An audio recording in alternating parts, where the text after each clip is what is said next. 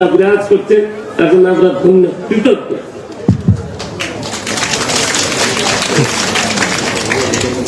শ্রদ্ধেয় মহারাজ, সভাপতি মহারাজ এবং সেক্রেটারি মহারাজ, উপস্থিত অন্যান্য মহারাজগণ এবং যারা এখানে সাধুসন্ত আছেন এবং ভারত সেবাশ্রম সংঘের সাথে যুক্ত সকল ভাই এবং বোনেরা এবং বসে আছেন যে সমস্ত আমার মা ভাই বোনেরা বা যারা অতিথিশালায় আছেন, সংবাদ মাধ্যম প্রশাসন থেকেও সবাই আছেন। আমার সাথে মনোজ পন্থ, নন্দিনী চক্রবর্তী, মিনা এই জেলার ডিএম কোটেশ্বর থেকে শুরু করে সকলেই আছেন। আমার এখানে সুপ্রতিম থেকে শুরু করে আকাশ মেঘারিয়া থেকে শুরু করে আরো অনেকেই আছেন, সব সেক্রেটারি আছে, জয়দেবও আছে, বাপি হালদারও আছে, আমি বঙ্কিমদাও আছে। আমি আপনাদের একথা বলবো যে আমি প্রতিবারই গঙ্গাসাগর মেলা আমার আগে সিএস অনেকগুলো মিটিং করেছেন, আমি নিজেও করি এবং তারপরে আমি নিজেরা পুরো সেক্রেটারি টিম নিয়ে আমি নিজে একটু পরিদর্শন করতে আসি যাতে নিজের চোখে একটু দেখা যায়। তো আপনারা জানেন যে 14-15 তারিখে মেলা আছে পূর্ণ স্নান, কিন্তু ইতিমধ্যেই লোক আসা শুরু হয়ে গেছে এবং ওখানেও আউটরাম ঘাটেও আমি 8 তারিখে যাব। ওখানেও কলকাতাতে একটা ওদের স্টক বার একটা হয়। তো যাই হোক, আগে গঙ্গাসাগর মেলায় যারা আসতেন তাদের কাছে একটা ট্যাক্স নেওয়া হতো, আমরাই কিন্তু সেই ট্যাক্সটা তুলে দিয়েছি। এবং গঙ্গাসাগর মেলায় আমরা আর একটা জিনিস করেছি, 9 থেকে 17 তারিখ পর্যন্ত, সম্ভবত 17 তারিখ পর্যন্ত, সে সাংবাদিক হোক, সে সাধারণ মানুষ হোক, সে তীর্থযাত্রী হোক, সে কোনো কর্মচারী হোক, সে কোনো অফিসার হোক, সে কোনো পুলিশ হোক, কাজ করতে গিয়ে যদি কোনো দুর্ঘটনার কবলে মারা যান তাহলে তার পরিবার 5 লক্ষ টাকা সঙ্গে সঙ্গে পাবে।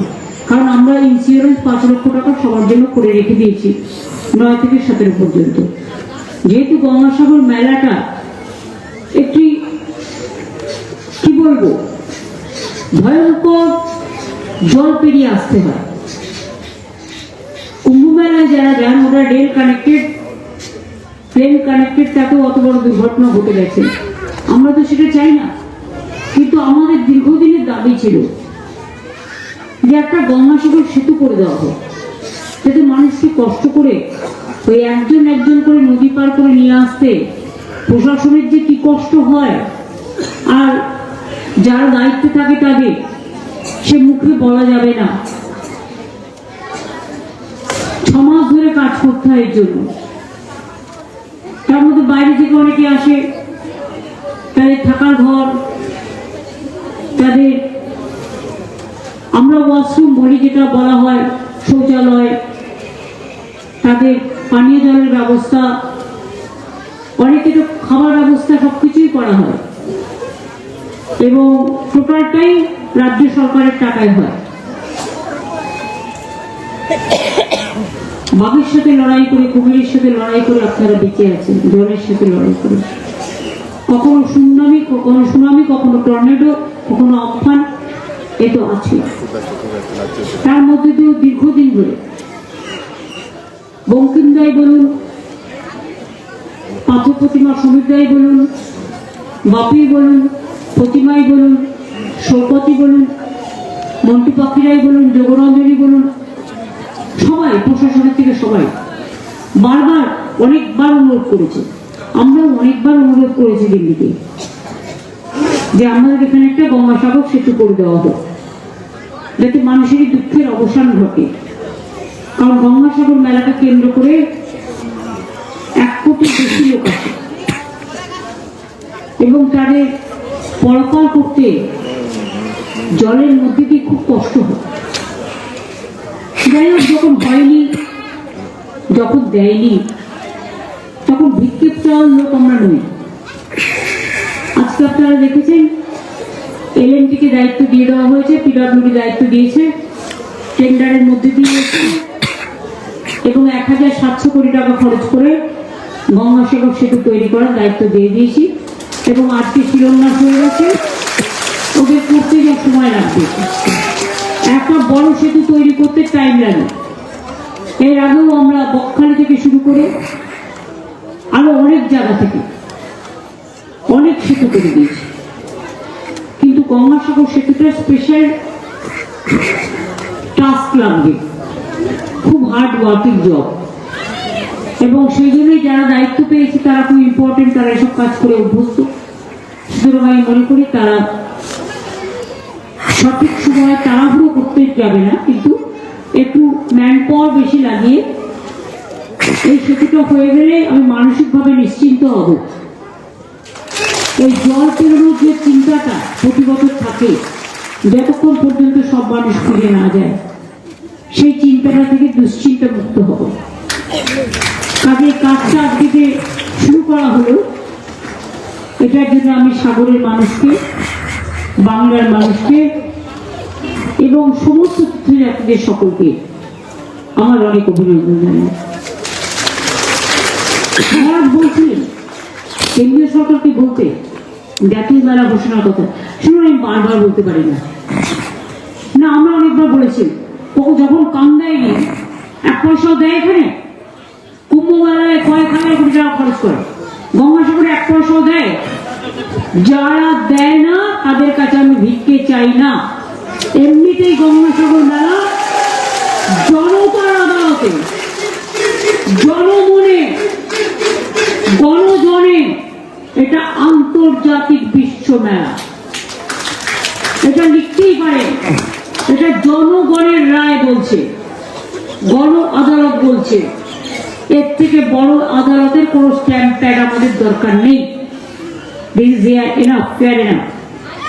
আমার খারাপ লাগছে শুনি যে ভারত সেবাশ্রমের সঙ্গে মহারাজের নাম কেটে দিয়েছে।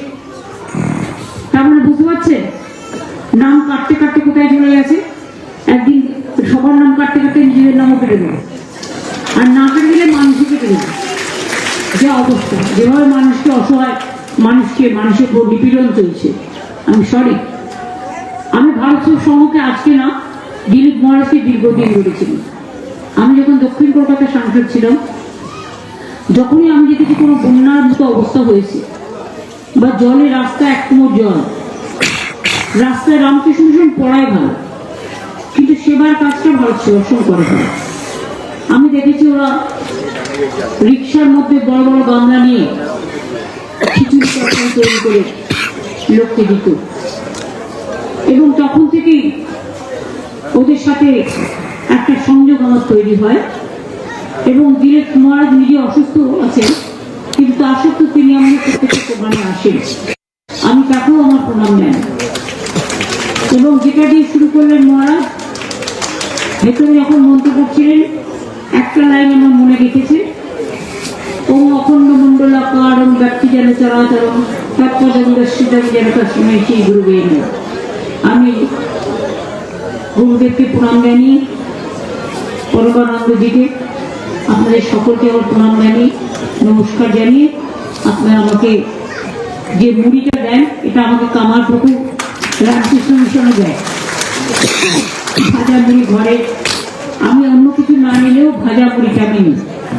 তার কারণ হচ্ছে মুড়িটা আমি বরাবরই খেতে ভালোবাসি, যদি এখন একটু কমিয়েছি, কিন্তু তা সত্ত্বেও খাই।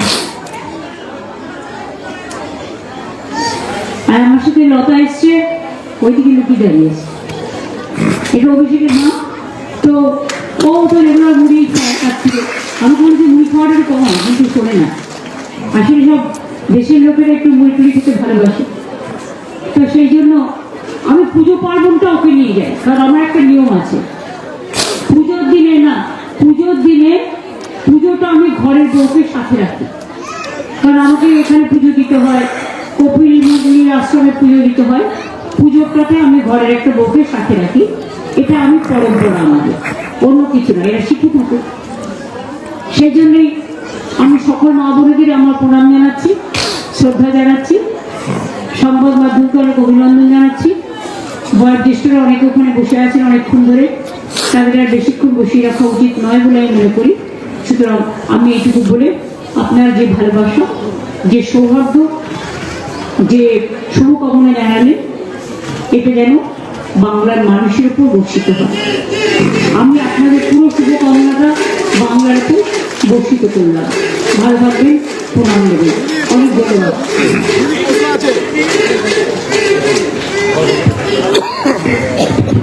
হ্যালো দিদি, সামনে বছর আসছেন, আমরা তো থাকবো দিদিকে অভ্যর্থনা দিতে এখানে।